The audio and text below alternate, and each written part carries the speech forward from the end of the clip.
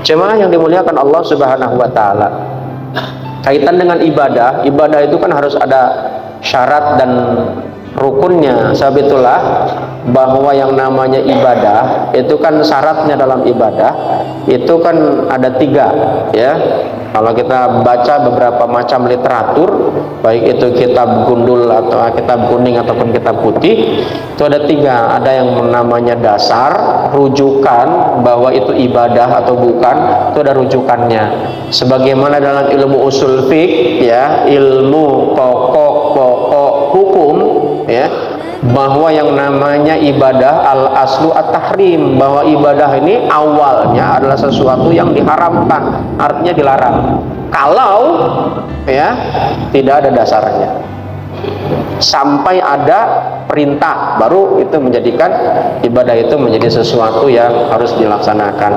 Makanya kalau dalam ilmu fikih, bahwa segala sesuatu yang ada kalimat perintahnya itu wajib. Kalau ada kalimat larangannya wajib ditinggalkan. Kalau ada perintah berarti wajib dijalankan. Siapa yang melarang, siapa yang memerintah? Allah. Makanya dasar rujukan yang pertama adalah Al-Quran.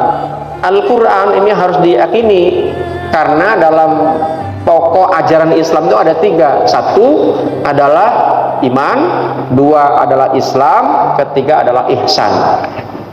Iman adalah pondasi menjadi akidah. Akidah kita adalah tauhid, yaitu kepada Allah satu-satunya, ya. Kemudian Islam isinya adalah syariat. Syariatnya dari mana? Dari Allah, ya. Kemudian yang ketiga adalah ihsan. Ihsan itu adalah perwujudan dalam bentuk perilaku.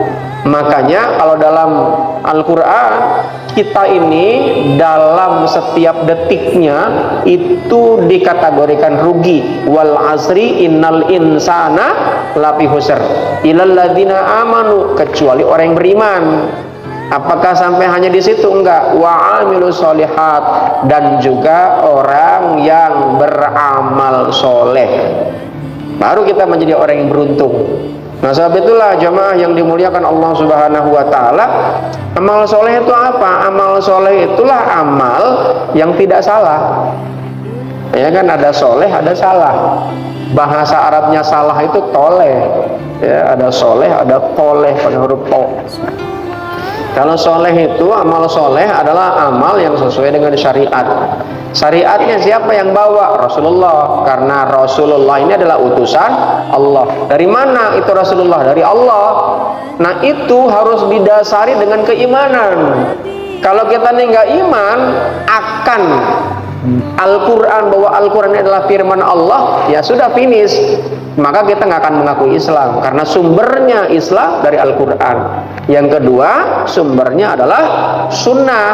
Sunnah itu yang melekat pada diri Rasulullah, baik itu perbuatannya, perkataannya, cita-citanya, persetujuannya, pokoknya segala sesuatu yang melekat pada diri Nabi itu namanya sunnah.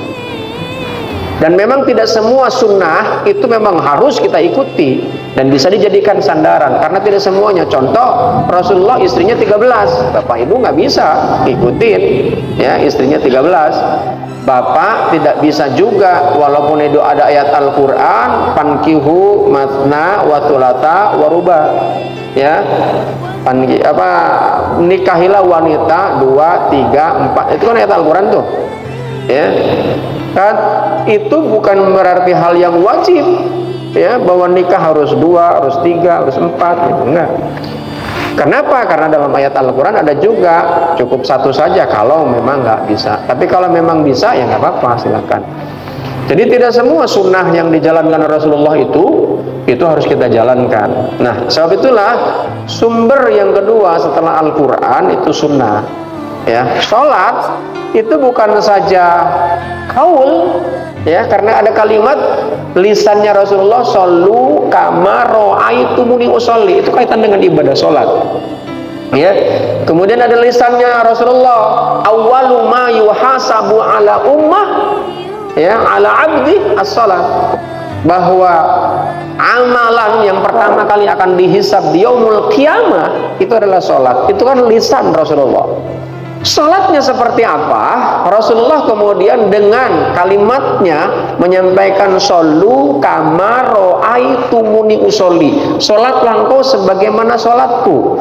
Nah, di dalam ilmu fikih itu bagaimana cara Rasulullah takbir, bagaimana Rasulullah meletakkan tangan, kapan Rasulullah bertakbir, seperti apa itu takbir. Pada minggu yang lalu kan saya sampaikan itu syarat takbir aja ada 17. Dari mana tahu? Para ulama ilmu fikih itu memberikan penjelasan kepada kita berdasarkan hadis-hadis, nas-nas yang ada. Ya. Makanya kalau dalam hadis itu, kalau kita belajar tentang ulumul hadis, ya, hadis ini kan banyak sekali kategorinya, banyak sekali yang namanya tingkatannya. Maka hadis ini nggak sembarangan. Kenapa? Karena hadis ini itu secara kodifikasi dikumpulkan kemudian menjadi buku, menjadi kitab, ya, itu 200 tahun setelah Rasulullah. Yang awalnya pada zaman sahabat ketika Rasulullah masih ada kan dilarang itu. Dan yang namanya pembukuan hadis, kalau kemudian ada orang yang mengatakan kullu bid'ah dolalah wa kullu dolalah finnar, bahwa setiap yang namanya bid'ah itu adalah sesat, ya, dan setiap kesesatan itu pasti dalam neraka, maka pengumpulan hadis itu menjadi bid'ah. Termasuk di dalamnya, kalau kulunya bermakna seluruhnya, maka Al-Quran yang kita baca itu adalah Al-Quran bid'ah. Kenapa? Karena memang zaman Nabi nggak ada bukunya Al-Quran. Kalau ada orang yang mengatakan itu mencium Al-Quran itu bid'ah, ya iyalah, zaman Nabi memang nggak ada. Zaman Nabi nggak ada Al-Quran seperti yang kita pegang 30 juz utuh dalam bentuk buku gitu kan. Maka kalau ada seseorang yang mengatakan Al-Quran itu hasil budaya, betul, itu fisiknya, tapi esensinya bukan, itu milik Allah Subhanahu wa Ta'ala. Dan bahkan urutannya sebagaimana yang kita lihat dalam satu buku, ya, kitab suci Al-Quran, satu buku itu yang diawali dengan surat Al-Fatihah, diakhiri dengan surat An-Nas, itu memang urutannya begitu. Kenapa? Setiap Ramadan Rasulullah Muhammad SAW itu melakukan yang namanya tadarus plus memang itu murajaah, ya, murajaah bersama dengan malaikat Jibril. Jadi urutannya memang sudah seperti itu.